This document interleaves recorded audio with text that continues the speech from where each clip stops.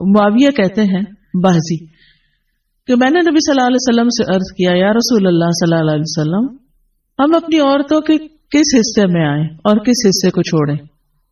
یعنی شوہر بیوی کے تعلق کی بات ہو رہی.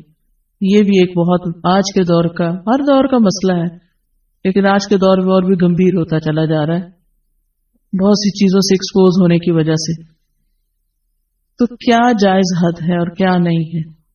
فزیکل ریلیشن شپ کے لیے کس حصے کو استعمال کیا جا سکتا ہے کس کو نہیں، یہ سوال. تو اس پر آپ صلی اللہ علیہ وسلم نے فرمایا تمہاری بیوی تمہارا کھیت ہے، تم اپنے کھیت میں جہاں سے چاہو آؤ. جہاں سے چاہو آؤ کا مطلب کیا ہے کہ جہاں سے کلٹیویشن ہو سکتی، یعنی کہ کھیت کے تعلق سے کیا بتایا نساؤکم حرث لکم فأتوا حرثکم انا شئتم. انا شئتم کا مطلب انا جو ہے ظرف زمان و مکان دونوں کے لیے آتا ہے کہ جانے کا کوئی خاص وقت مقرر نہیں کہ یہ دن ہے یا رات ہے، ایسی کوئی پابندی شریعت نے نہیں رکھی. اور اسی طرح جب کھیت کہہ کے بیوی کو بتایا گیا تو اس میں اس کی یعنی کہ اس کی قدر و قیمت اور اس کی حفاظت اور اس کی سرسبزی اور خوشحالی اور وہ ساری چیزیں اپنی جگہ ہیں. پلس یہ بہت ہی حکمت کی بات ہے کہ کھیت میں کچھ اگ جب ہی سکتا ہے جب اس میں بیج ڈالا جائے. تو اب شوہر بیوی کے ساتھ کیسا تعلق قائم کرے کہ اولاد پیدا ہو سکے؟ وہ اورل سیکس سے تو نہیں ہو سکتا، وہ اینل سیکس سے بھی نہیں ہو سکتا. obviously انڈرسٹوڈ ہے کہ انا کا مطلب یہاں کیا ہے، ٹھیک ہے نا. یعنی یہ وہ باتیں کہ جن کو بہت لفظوں کو کھول کھول کے نہیں بولا جا سکتا، لیکن اٹس انڈرسٹوڈ. تو آپ نے کہا جہاں سے چاہو، یعنی کوئی رکاوٹ نہیں، ممانعت نہیں. اس کا یہ مطلب نہیں کہ ناجائز حدود فلان کے کہو کہ اس کی بھی ممانعت نہیں. البتہ جب تم کھاؤ تو اسے کھلاؤ. یعنی کہ شوہر خود آؤٹنگ ڈائننگ کے لیے چلا جائے اور بیوی کو کہے کہ بس گھر میں ہی پکا لو اپنے لیے اور کھا لو، خود صرف دوستوں کے ساتھ رہے. دس از ناٹ رائٹ. بیوی کو بھی لے کے جائیں اور ساس بھی بہو کو جانے دے.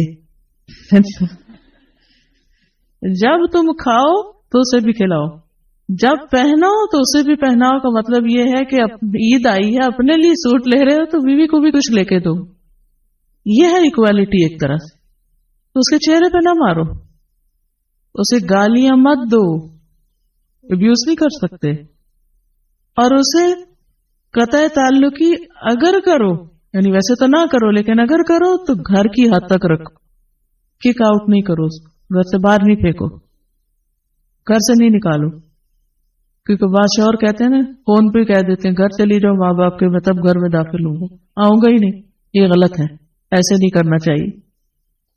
اور یہ کیسے مناسب، یہ کیسے ہو سکتا ہے کہ تم اس کے ساتھ یہ سلوک کرو جبکہ تم ایک دوسرے کے پاس حلال طریقے سے آتے ہو؟ یعنی تمہارا ایک جائز تعلق ہے اور پھر تم اس تعلق کو اس طرح خراب کرو. تو بیوی کو مارنے سے متعلق جو قرآن اور حدیث کی روشنی میں جو حکم ہے وہ سامنے. پھر اسی طرح غلام کو مارنے کی ممانعت، نوکر کو، غلام کو، اس کو بھی نہیں مارنا چاہیے.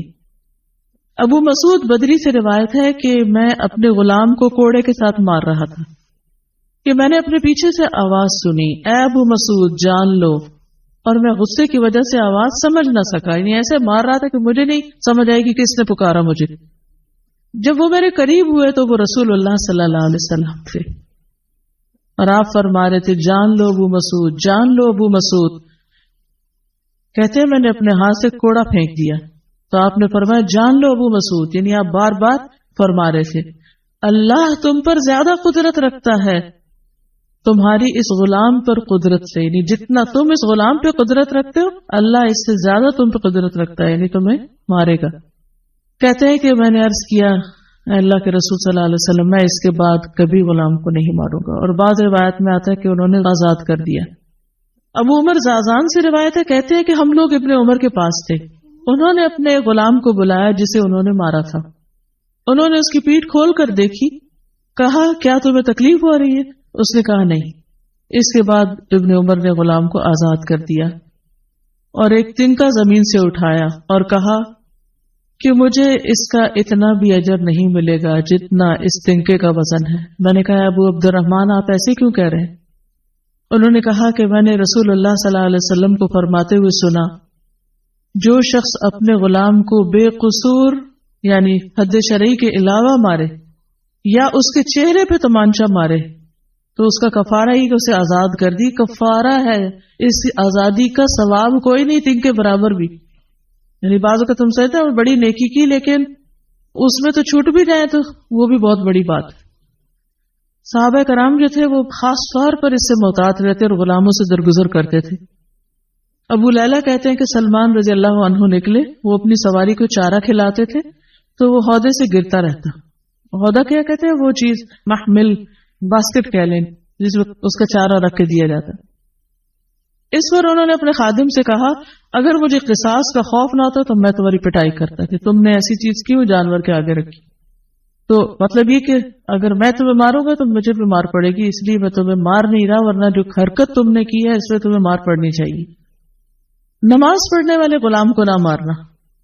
ابو امامہ سے روایت ہے کہ رسول اللہ صلی اللہ علیہ وسلم خیبر سے واپس آئے تو آپ کے پاس 2 غلام تھے۔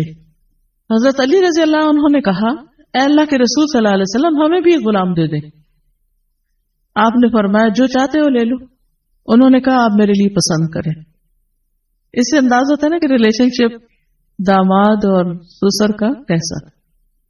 آپ صلی اللہ علیہ وسلم نے فرمایا یہ لے لو، اس کو مارنا نہیں، کیونکہ میں نے خیبر سے واپس آتے ہوئے اسے نماز پڑھتے دیکھا ہے اور مجھے نمازیوں کو مارنے سے منع کیا گیا ہے۔